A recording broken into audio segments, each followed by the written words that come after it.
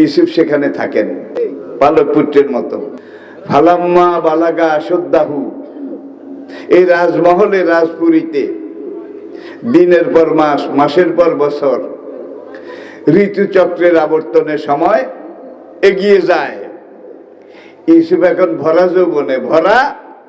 যৌবনে, যখন পুরাপুরি টিনেজ 13 থেকে 19, এটা হলো আসল সময়। ভালো হইলেও এই সময় বানাবেন, চোর বদমাশ হইলেও এই সময় বানাবেন। ইউসুফ এখন আজিজের সাথে রাজ দরবারে যায়। এখন বাদশাহ আজিজ কিভাবে বিচার করে, কিভাবে শাস্তি দেয়, কিভাবে আসামি ধরায়, রাষ্ট্রীয় কাজ কিভাবে করে, ইউসুফ পাশে বসে বসে এগুলা দেখে।